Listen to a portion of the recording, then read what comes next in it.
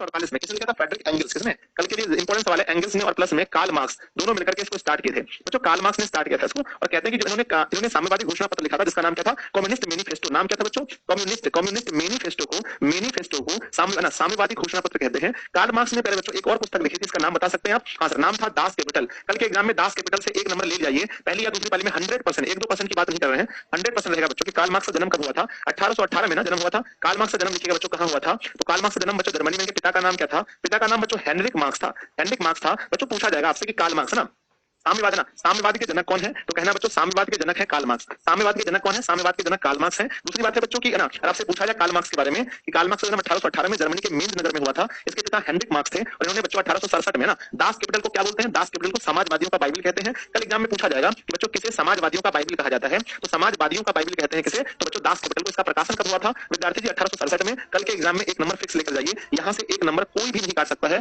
Fix 100% यहाँ से एक नंबर रहेगा आपके एग्जाम में, 110%। ठीक है, अगला सवाल आता है विद्यार्थी जी। 1919 में तृतीय इंटरनेशनल अथवा कम्युनिटन की स्थापना कहाँ हुई? तृतीय कहाँ हुआ था? तो पहला बच्चों हुआ था कहाँ पर?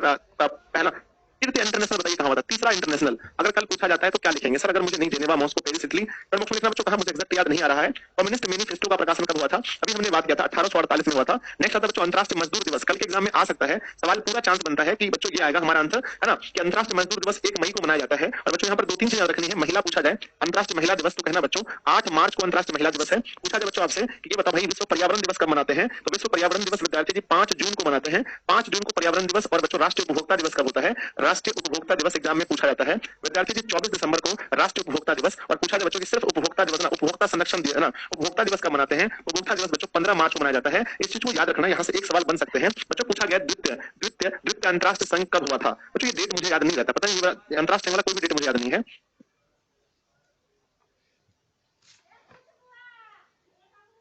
विद्यार्थी जी द्वितीय अंतर्राष्ट्रीय संघ 1889 में हुआ था, याद कीजिएगा, मैंने अभी देखा गूगल पर 1889 हुआ था। Option number C is right answer, 1889। अगला सवाल आता है प्रथम अंतर्राष्ट्रीय संघ कब हुआ था? सतना, पहला 64। आइए, पहला अंतर्राष्ट्रीय संघ के बारे में यहाँ पर कोई भी जानकारी बच्चों मुझे नहीं मिल पाया। प्रथम प्रथम अंतर्राष्ट्रीय संघ के बारे में लिखेंगे सर, माफ कीजिएगा मेरा गलत हो गया। अच्छा